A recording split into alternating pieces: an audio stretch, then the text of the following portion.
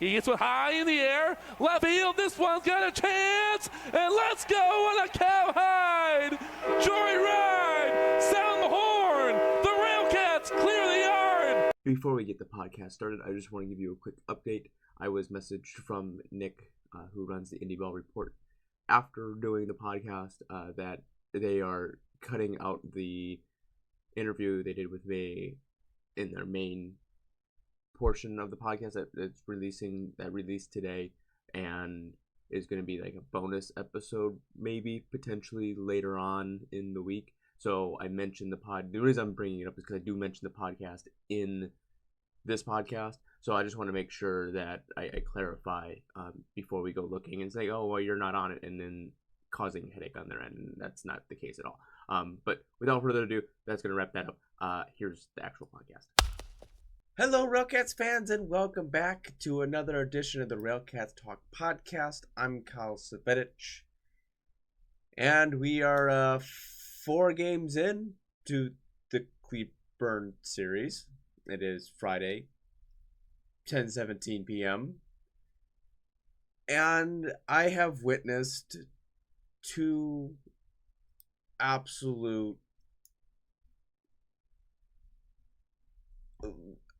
like Little League games at this point. I that's the best way I can describe this, is Little League games. You know, you start off, I mean, really 3 Little League games, except game 1. Let's just call it what it is. Every game in this series has been a Little League game. The scores, game 1, RailCats lose 12-4. Game 2, RailCats win 12-5. Yesterday, game 3, they lose 23-4. Tonight, game 4, they lose 18-3. You've had 2 games where you've had position players playing on both sides. You've had horrendous pitching, horrendous as far as just control issues. The RailCats in game 3 had 22 walks and gave up 23 runs and 7 hits. They broke the American Association record for most walks in a game in the second inning at 15. They walked 16 people in an inning and 2/3. I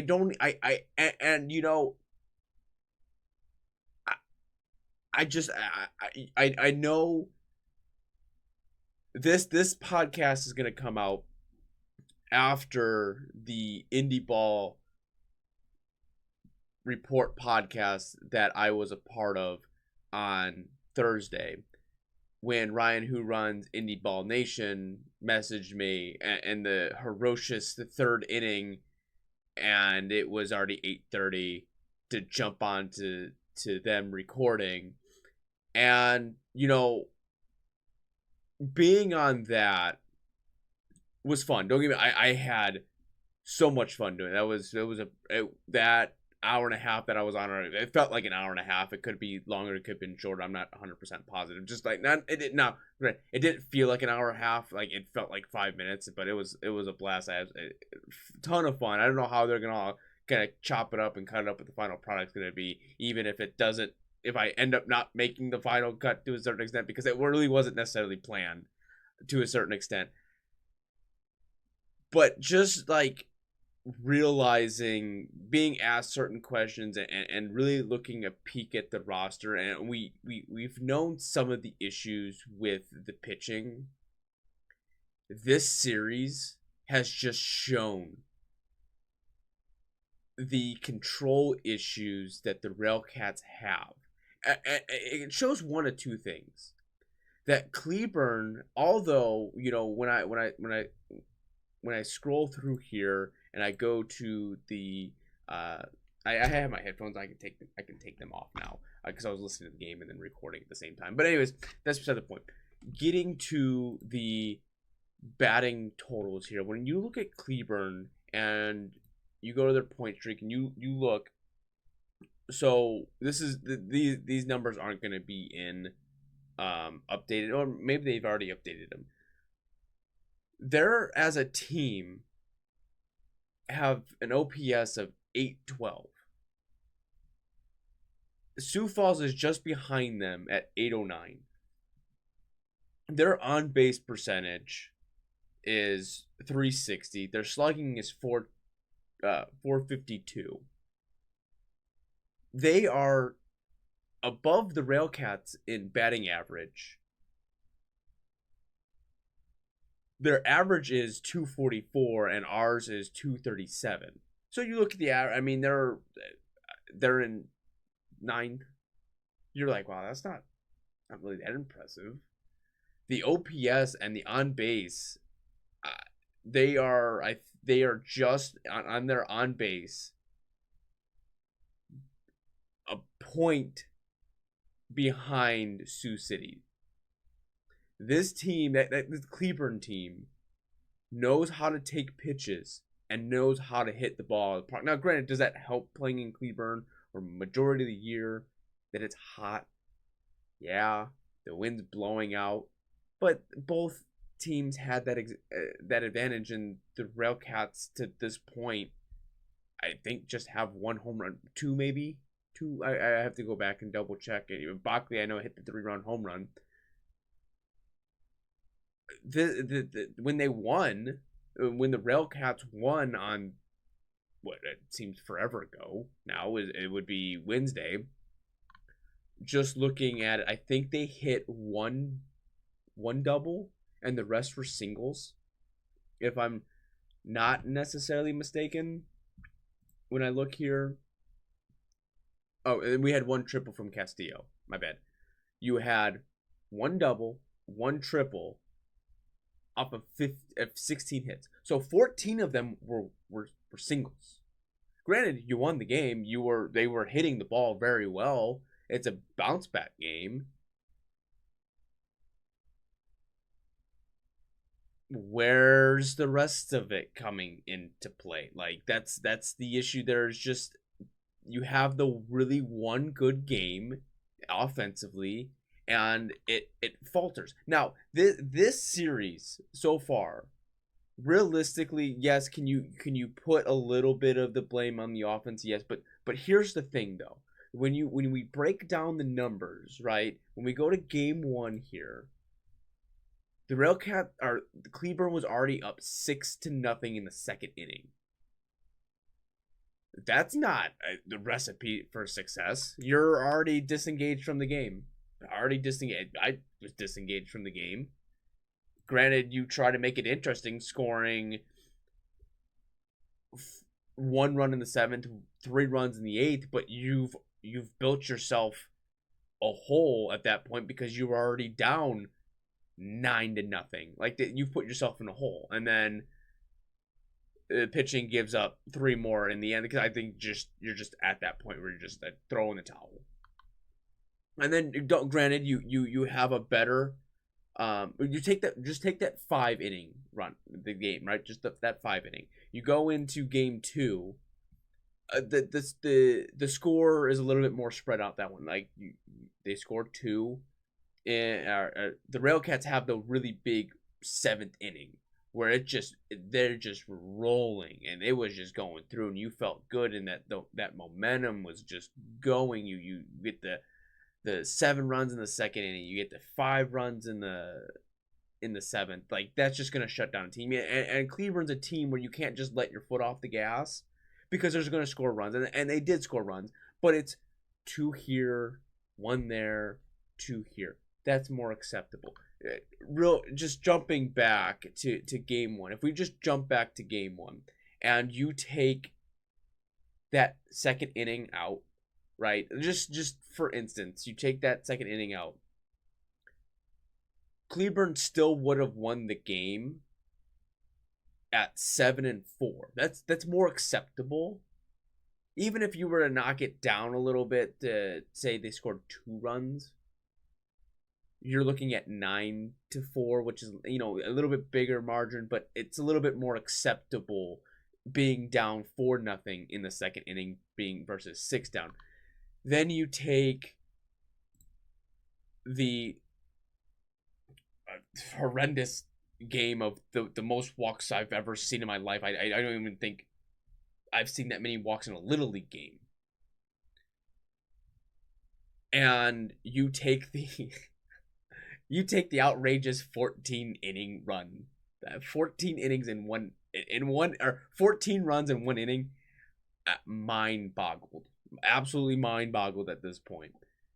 But if you take that out, let's just say you take that all the way out. And so at that point, they scored 3 in the first, 1 in the fourth. So you're up 4, or you're down. At that point, you would have been down 4-3, because the RailCats did score 2. They did take the lead in that, and then they scored 1 in the third. But then, you know, you have the 5th inning where you give up 4 more runs.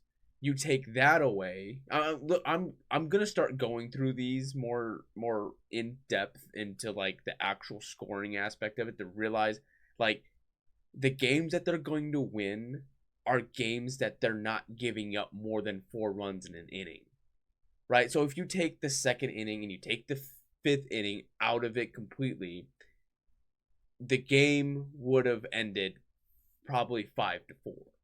You would have still lost, but it would have been 5-4, and it could have been a different aspect of the game. And then you take today's game in, for example, and you just take out the 5th, and that taking out the 5th is not going to help anything in this situation, because you give up 5 in the third. Again, not you walks. They're hitting the ball. This is a team that's going to take their walks, and they're going to hit the ball. The RailCats are not going to take their walks, and they're not going to hit the ball. That's the battle that you're facing, is when the RailCats team is on, they're on. And you saw it in the 5th inning when they scored the 3 runs, because when you go to the 5th inning, Castillo gets on with a single, Quintana gets on with a single, and then Bockley hits the 3-run home run, and then Valera hits an RBI, or not an RBI, but he gets a single. Like, you have the 4 hits in a row. You actually had 5 hits in that inning because Del Valle gets a hit. But the momentum just, like, you take the 3 and you call it a day, you cash in the check, you're good, right? But you have to compress, you have to keep going with that. You know, being shut out in 8 innings and going 1, 2, 3 in 3 of the innings isn't going to help you, one, with your pitching staff, because you're not going to have the time to relax, to take a second. Your pitching staff's not just going to be able to take a second and recoup themselves from what the situation that they just got themselves into. You're not going to get any of that, because guess what? In a minute and a half, basically, they're going back out to the field, and they don't have time to decompress from the situation, because the offense is pushing themselves to try to score runs, because the pitching staff puts them in these major holes.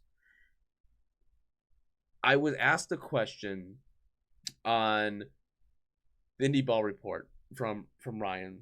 Basically, if I were to take over ops, and the way the RailCats work is Lamar Rogers is fully 100% responsible for building this roster. Anthony has nothing to do with it. He is the logistics side, the paperwork side, the day-to-day operations, making sure the stadium runs when their home games, or making sure everything else is working on that aspect. So Lamar Rogers, 100% of this. So, but if I were to fall into this role of baseball operations and building a team, obviously control is the issue, and that has been a major issue. And the issue that and the issues are there already, going through their baseball references. You know, I would say really the only one that kind of gets a free pass in the situation, actually 2 people. We'll put this in 2 people here. Is Chris Irwin, who is coming off an arm injury and who has been missing a couple starts. And I think he should have probably started in the bullpen this year. to start it out, to kind of stretch him, to give him a game or two here, an inning or two here. I get that he wants to be the starter. He should be necessarily the ace of the staff, but just coming back from injury, that's not. It's one of those situations where you want to preserve his arm. And then Franklin Perez is the other one of the situation, who was a high-end prospect, who necessarily, he missed baseball for a couple years because of an arm injury. Like, that takes time to come back to it, right? It's just not an instance. The prime example was when Andrew Mild was talking about Julio Pinto, who pitched today, who was throwing high 90s. I believe he was with Cincinnati at the time. Like, he was throwing the high 90s. Then he took a year off because of just how things happen when he got released, sort of the case. He took a year off, and his arm's just not back to there. Now, tonight he hit 95, 96, 97 consistently, more of the 95 and the 96, not so much the 97. But you can kind of take that with a grain of salt, because I'm not sure with the radar aspect of it how accurate it necessarily going to be. But that's just one of those situations where it's like, okay, it is what it is. But, going to that Julio Pinto aspect of it, I believe, it was the 7th he came in. He got 2 outs, and he, I think, oh wait, no, it wasn't. What inning did he come into? Pooey, I can't remember now. It's going to take me a second. He came into the 5th inning. The 5th inning, he gets a strikeout, or 2 strikeouts in a row, and then O'Grady has just been O'Grady, and he gets, my bad. He walks Aldretti first, or he gives up a double, and it was just like, okay, I get walk double. I'm sorry, I'll get it straight. I'm getting it straight right now. He hits a double, and it was just good contact at that point. I mean, it was just one of those. Aldretti just made a really good at bat, and he just hit the ball. You get Dillard out on a strikeout. You get Long on a strikeout, and then O'Grady just kind of hits let me just hit it real quick, and it just bloops out, and Aldretti scores. So it's like he kind of gets dinged for that to a certain extent, and then he gets Groshans out in the next at bat. But then you go into the 8th inning, and Nate Alexander is having a great outing at this point, being the birthday boy. Gets a backwards K against Grant Parks, and he strikes out Brothers.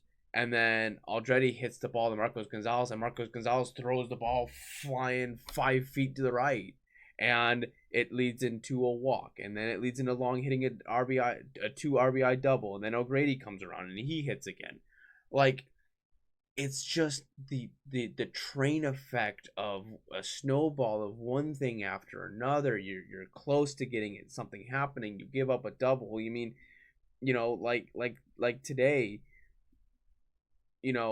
right off the bat, Irwin gives up the solo home run, and today, realistically, the umpire behind the plate was not giving the RailCats anything, not a lick of help, offensively and defensively. Just not on the pitching side and the hitting, not a lick of it. And that's gonna lead me to a point of I was kind of paying attention really closely to Quintana, and this is another issue that that is starting to rear its ugly head, is behind the plate. Listen, I have never seen a catcher get hit so many freaking times by a ball in the top of his thigh. Like, he seems like every other game he gets hit in the top of it. I just don't get it. I don't get it. I don't think his framework is very good. It's one of those, the ball is here, he's like, oh, it's just really, really fast, and just framing is an art, and I just don't think he has that art. He can't throw anyone out. He's slow to his pop up. Granted, the offensively, he gives you what you want. That's good. Put him in the DH role. Put Galeno back there. and see what he can do if there's any sort of difference. This series has just this. I knew this was going to happen, and this is going to be the testament every year the RailCats play Cleburne. The reason for this, and Cleburne, it's interesting because Cleburne plays everyone in 6 games. Everyone 6 games Cleburne plays, right? They're able to sort of take every series and split it in half. They get to split it in half, and you can series here, series there. It's easier to break it up that way. They're probably already in that mindset. As far as the other teams, this is 12 or well, it's 6% / 12% of your season, right there in the bulk of things. And especially in the East, when it's your division. Now, granted, you play everyone 12 times to a certain extent, but when you play the bulk of it, it magnifies the situation and that series. Cleburne's should be able to detach themselves. And any team should be able to do this to a certain extent, but it's just not going to happen, right? So when you're looking at this, the momentum just rolls, right? From game 1 to game 2, the momentum necessarily didn't. The offensive production from both kind of rolled. Then the pitching is starting to show its cracks, right? I just think that Cleburne is a very good team as far as getting on base and hitting balls, and not necessarily hitting balls like out of the park. They have done that, but just hitting the balls for doubles and triples. Something the RailCats aren't getting, right? The slugging percentage just isn't there, and that was another thing that was brought up in the podcast was this team identifies themselves as a power team, but isn't batting in that power aspect of it. They're, when we go here to the team total in stats wise, the RailCats slugging percentage is 356, which is last in the league. Their on base percentage is 300. They're batting at 237, which now, Chicago is on I think 6-game losing streak now. They're batting at 234, but you look at the OPS and it's a 656. Like that no one else is in the 6s. No one else. And the people that are close to it, the minimum is a 710. That's a big gap we're talking. You're not stealing bases. When you are hitting, you're hitting singles, and you have to rope the singles together to get anything going. Like I said, I don't mind the aspect of small ball, but in the aspect of small ball, you have to be able to have speed. You have to play really good defense, and you have to have really good pitching. Where's the speed? No idea. Gio Diaz? That's the only speed I see. Really good defense. Right now, the RailCats have 22 errors, I think, is what they're roping it up to. Not necessarily the worst fielding percentage in the league. They're kind of tied in the middle of the pack to a certain extent. That's not really good defense if you're in the middle of the pack. Speed and really good pitching, right? That really good pitching. I'm not seeing it. There is no one on this roster besides Anders Diaz and I shouldn't say Anders Diaz, Yohan Valdez, Julio Pinto, and I know Nate Alexander gave up a handful of runs, but his none of them were necessarily earned runs because of the error. So like a little bit, that's not his fault, but still, with 2 outs, an error just that caused it. You should be able to kind of rope that in a little bit. But outside of that, there's no one on this roster that I am comfortable with anymore. The DNA was really the only other one, but obviously his contract got transferred. Who else on this pitching staff is going to step up and get something done? There's just nothing here. This is one of these where you may have to revert back to something. You may have to revert yourself to picking up a handful of guys that are showing halfway decency. And this was brought up yesterday when on the Indie Ball podcast. Maybe bringing some youth people from a frontier league. Maybe try to steal someone from the Pioneer League. Maybe, just maybe, you move someone that may want to move to the Atlantic League for someone else, for a pitcher that may not necessarily be the best in the Atlantic League, but would do pretty well in the American Association. Like, things are gonna. We can't go through this, so let's just go through this real quick. So, in roster pickups, you bring in Nikolai Pianza. You bring in Ian Walda. You bring in Denson Hall. Denson Hall really hasn't been. He's only pitched in 3 games and he's given up 1 earned run. So I take that back from his aspect of it, because yesterday he pitched 2 innings and gave up 1 walk and 4 strikeouts. So outside of that, that's what, 3 players. So you're hitting on 33% of the people that you bring in.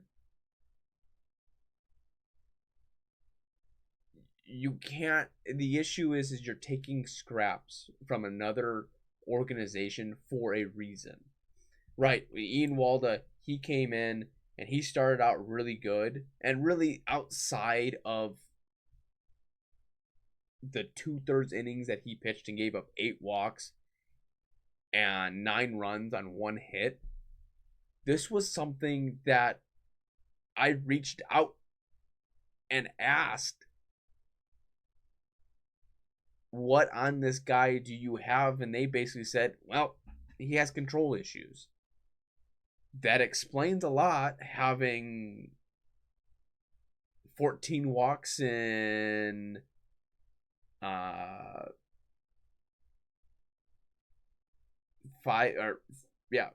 games, and 12 walks with the RailCats and 2 walks with the Dogs. Do you have one really bad clunker? You can't get himself, like, he was. The Thursday game was such a frustrating game because they just I would rather them hit nothing but freaking bombs all night than watch the parade of walking people, because at least if they hit the ball, you have a better chance at someone making a play. When it gets that bad, just throw the ball down the middle. Don't do this fancy. Just throw the ball down the middle. Take the ball and throw it down the middle. I know it sounds easier said than done, but at that point, you just throw the ball down the middle, right?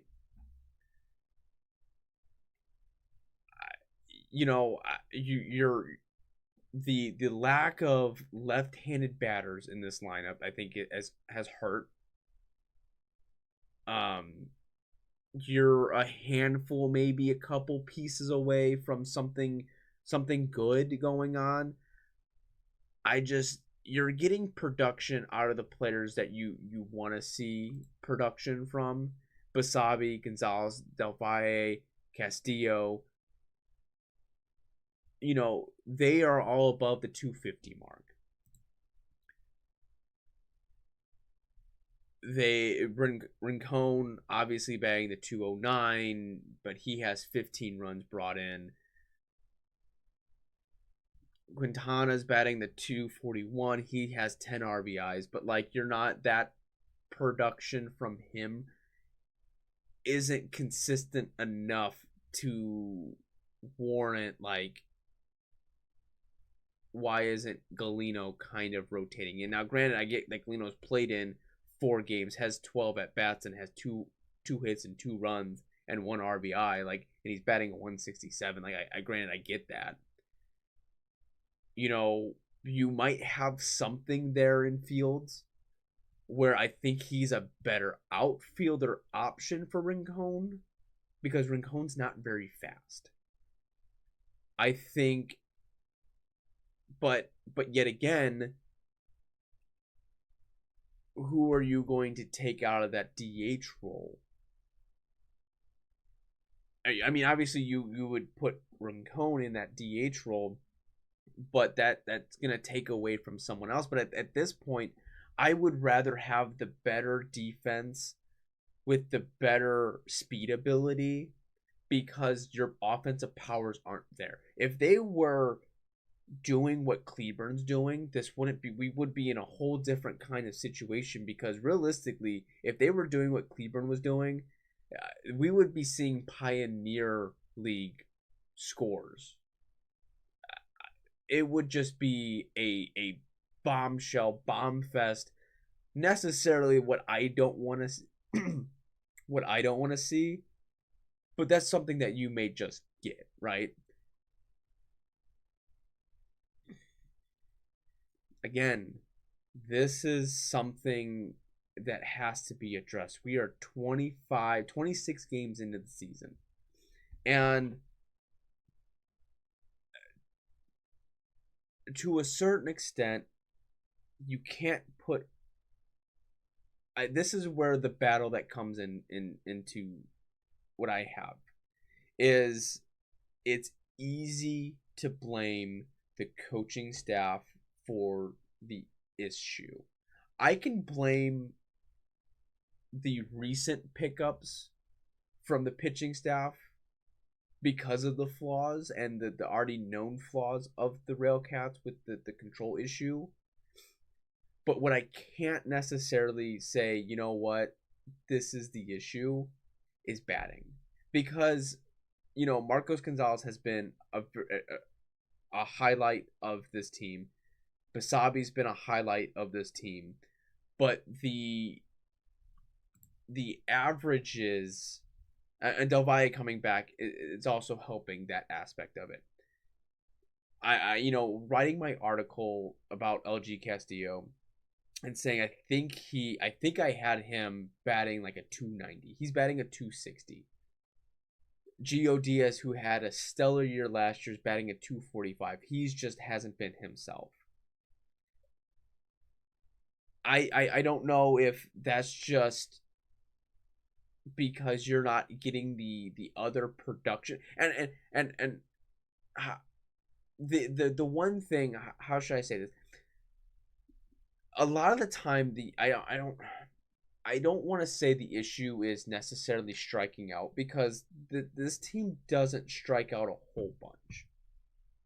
I know I'm going to keep flipping back and forth between the stats here, but batting total wise, can I get the strikeouts? They are 4th in the league in least amount of strikeouts at 186. So what does that mean for a team that isn't necessarily striking out a whole bunch? Is that they're hitting the ball, but a lot of the times they're hitting the ball to someone. Or instance like tonight's game, Cleburne puts the ball in the air and it just goes. The RailCats put the ball in the air and it's left to center, the deepest part of the ballpark. Right? You're not gonna. The wind's just not gonna take that and just gonna keep going. There was the I think it was a 2-run shot from Boswell, where he just put the bat out there and he hit it, and that ball just soared. Like he hit it, the ball would have been an easy fly out on a normal day to left field. This ball just kept carrying and carrying and carrying and going. You didn't get that from the RailCats put the ball in the air, and it just didn't do it because they weren't hitting in the right spots. The ball was blowing from right field to left field. If you get anything that is left field, like left field, not left center, but left field, that ball is just going to carry and go. And they were missing it by just inches. You're turning the left field into left center, and the ball is going to kind of drift that way, but it's not going to help lift the ball out of the park. Or you're going to take the ball to right. You know, Bockley's ball that he hit was basically almost dead center, and it barely made it over. Like, if he would have taken that to straight to left field, that ball would have been gone by a country mile, just the way the wind was blowing. It's little things like that that they're not necessarily getting, but when they are on base, the other issue is you know, when you look at doubles, they're last in doubles. Only 26. You're hitting a double a game. There are teams that are hitting Lake Country, King County, Milwaukee. They're all in your division. Cleburne has 41. You know, like outside of Chicago, but you know, when you look at the triples, they have 4 triples, not a crazy amount, not a crazy amount of triples throughout the entire league. Like you're tied with 4th with a handful of teams. You know, home runs that we're not last in home runs. You know, we have 23 on the season. That's something you just normally don't see. And Lincoln and Sioux City and Winnipeg, they haven't reached the 20s yet. But that's something that's a little bit different. I think you know, when you look at the standings here, you know, Winnipeg's in a playoff position. Sioux City and Lincoln, they're on the bottom of their 3. And the craziest part of all of this is the way the RailCats have been playing. Is they're 8-18, but they were 3.5 games back, or 3 games back. 3.5 games back. Now they're 4.5 games back from a playoff spot from the Dogs, and the Dogs just keep falling. They lost tonight, and that's what 1, 2, 3, 4, 5, 6. They've lost 6 in a row. That's helping the situation. Like Country, I think they won. No, they lost tonight, and they just came off a 2-game winning streak. But previous to that, they were on a 1, 2, 3, 4-game losing streak. They lost to Sioux City. Like the issue is like they're there. The RailCats are still there for a playoff spot because the teams ahead of them just aren't producing in the years past. If this was last year, the year before, we wouldn't even be thinking anything playoff related, even 26 games into the season, because it would have just been, they would have been ran over, backed up, and would have had just packed it in and called it a year, right? That's the point I think we're going to get to it. This is why the Cleburne series is so important, because this could go one of 2 ways. It's going to be either really good or it's going to be really bad. And it's starting to turn really bad. You need to win these next 2 games, split the series, get out of Cleburne, and recalculate yourselves. Get back home, and something just got to get figured out. This is just... There's just a lot of pent up kind of frustration of watching this team just not get it done. And it's really starting to become one-sided. granted, you can take the side whatever you want, but when it comes down to 22 freaking walks in one game, that's not, you can't do anything offensively on that. Even tonight's game, you give up 10 walks. You give up 22 walks in game 3. I just want to go through here. And in the game you won in game 2, you still gave up 8 walks. And in the first game, you gave up 8 walks again, I think, or did I click on the wrong one? I gave it the wrong. In game 2, the win you won, you gave up 6 walks. But you're not taking walks, right? In game 1, you look at here, you have 1 walk. Game 2, you had 4 walks. Game 3, no walks.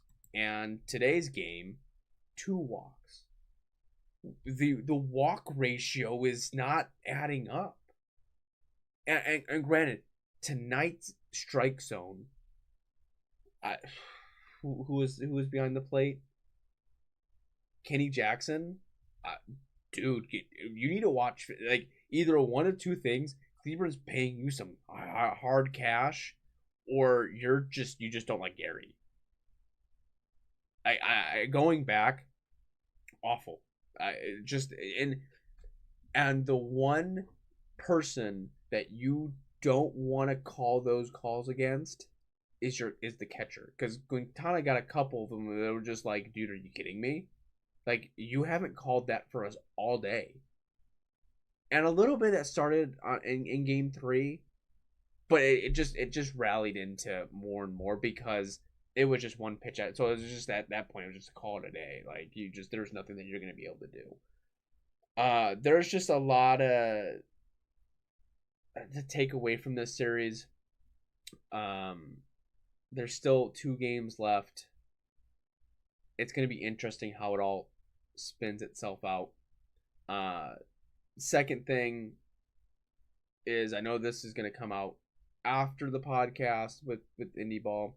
I think we talked a little bit about how Gary plays, and some of these questions I was kind of like thrown off by, just because I didn't really know what to kind of expect in the interview, because it was just kind of like a last second, like, hey, you want to join? Talking about like a hitter friendly ballpark, and to me, I tried to explain a little bit. A hitter friendly ballpark to me is a ballpark where you're going to hit home runs. And granted, that's not necessarily the case, because a hitter ballpark is where you have higher batting averages, and you're pitching, you think of like Sioux Falls, and the issue with Sioux Falls is a hitter friendly ballpark because the ball goes out. Cleburne, the ball goes out. Chicago, the ball goes out because it's a smaller stadium. With the RailCats, with the Steel Yard, it plays bigger, so you get more of those doubles and you get more of those triples. Granted, there has been a lot more home runs because you bring the bullpens in from right field.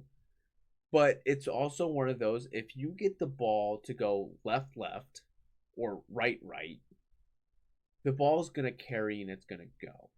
And the other thing to help with that aspect of it, to take perspective, because I think Cleburne's left field was 335, and I believe the Steel Yard's 330.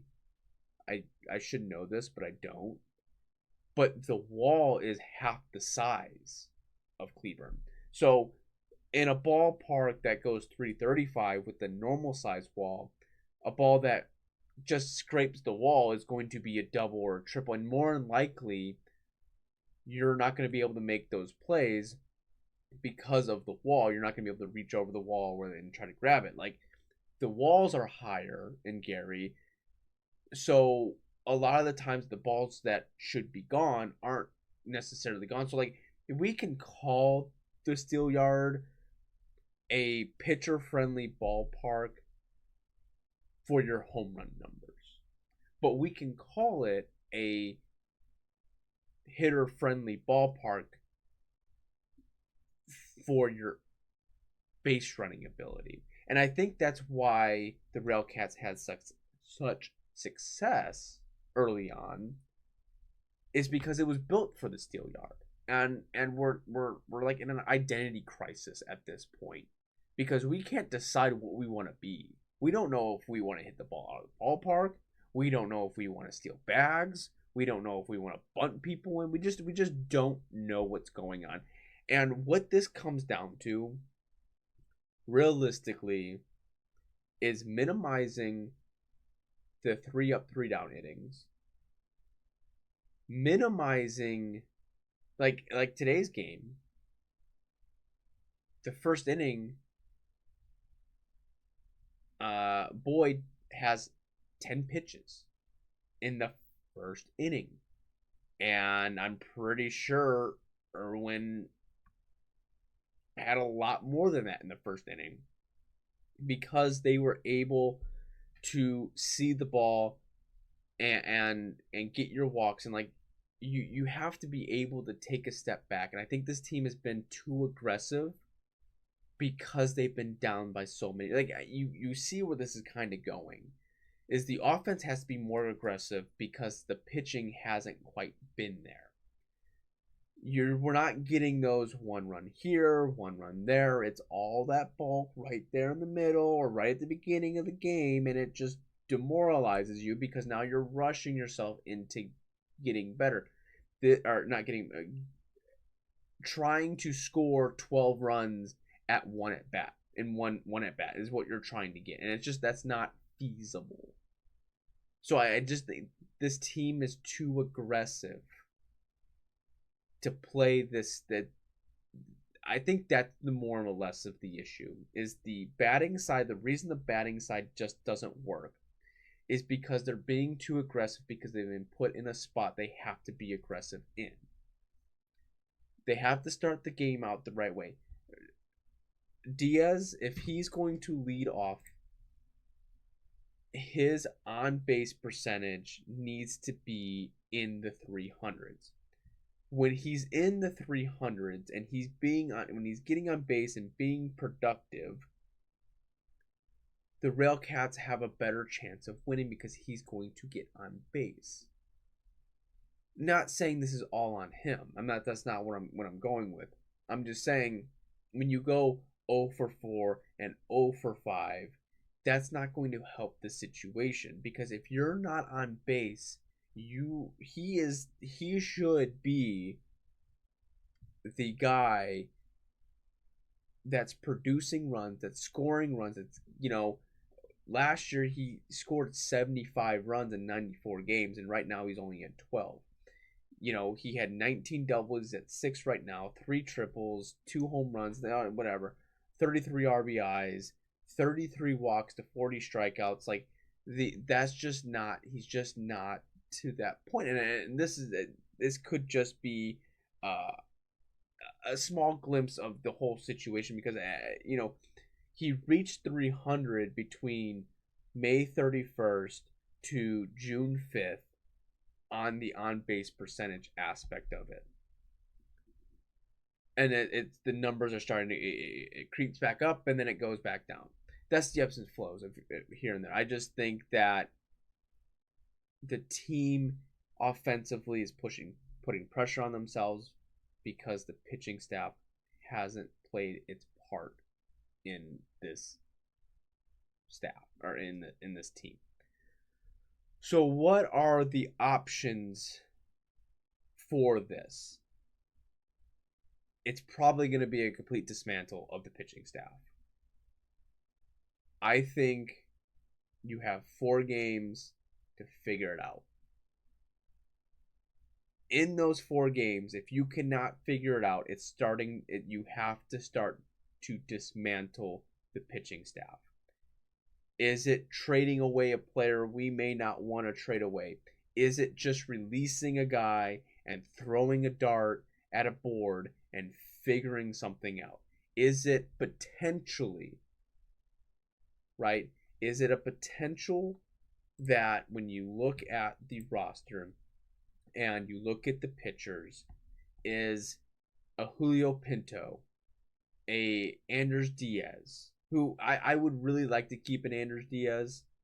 A Julio Pinto is a bit older, so like getting rid of him may not necessarily be an issue. Um, a Josh Smith who has pitched very well for the Red. Like there's a couple here and there, but is it potentially getting some of the older players and saying, "Hey, listen, we give you an opportunity to send you somewhere where you're going to be a little bit more successful," and taking a guy that has been successful somewhere else, but like just isn't getting that time, that playing time that he wants or deserves, or a starting pitcher that, or a relief pitcher that wants to be a starter, and trying to bring him over. Like I this year, that's what Lamar Rogers went to, was, okay, I'm going to get a bunch of relief pitchers that want to be starters, and I'm going to figure out who's going to start. Instead of grabbing starters that you know that are going to start and going off of that. I think that might have been the biggest flaw so far this year, as far as like figuring that out. Like, okay, you're Chris Irwin, you're Carlos Sanabria, who just isn't panning out the way we thought he was going to pan out. A lot of these people, a lot of these players just not figuring it. Like, I think Yohan Valdez deserves to be in the starting rotation. I think you may have to look at bumping Chris Irwin out of the starting rotation, bumping Ty Tiedemann out of the starting rotation. There's 3 pitchers there that Sanabria is going to have to come out. So is it potentially figuring out who's going to fill that role? And I know he didn't have the best, but maybe at this point it doesn't really matter who we want to experiment with. Is it potentially throwing a Nate Alexander to start? Maybe a Franklin Perez to start. Maybe a Yohan Valdez. Maybe even an Ian Walda, who, yeah, granted didn't have the best, or even Denson Hall. Like, does he want to try and start? Like, something's going to have to click with this team. And I know this has been a little bit longer podcast. It just 4 games of complete, utter disappointment, except one game, is all just kind of coming in and being Friday and so on and so forth. That's just, I just don't know. I don't know if we have the answers. I don't know if we'll get the answers this year. I really don't, and it sucks. It really does, because I know how much us fans, you fans, want this team to succeed. Just the pure fandom, the loyalty to this team is something that I really do admire about the fan base. The support that you guys have given me in general for the past 3 years has been something I'll never be able to repay. The interactions, the late night messages, or the I caught this or I caught that, it's not even like being fans of the Real, it's just being the fans of the league in general. This is and this is a fan base, this is a city that deserves something special, and it just sucks when it's not clicking. And I just wish it would. And I don't know what the solution is. I really don't, because you can't just you can't just burn the entire roster and try to throw more people in, because that's not going to help anything. It's really not. But it's just one of those things where you just want it all to work out, and it's just not all working out. So that, it feels better to get that a little bit off my chest. I want to hear, if you've stuck around this long, I really do appreciate it. It means a lot. I want to hear from you guys. I want to hear what you have to say. And it doesn't have to be on the comments. It could just be a direct message to me in general through my RailCats, through the RailCats Talk Any platform, and get that interaction going. Let me know what you want more out of this. I've been trying to do the RailCats Minute and the Quick Minute, I call it, to get that daily kind of content. And let me explain something real quick with that. Is if there's not a lot of B-roll or a lot of like game highlights, that's one of two things. That's the American Association, just the videos aren't able to rewatch, or there's just not enough stuff on Twitter for me to pull. So I don't have raw quote unquote footage. So if one video doesn't add up to the other one, that's the reason behind it. So that's that.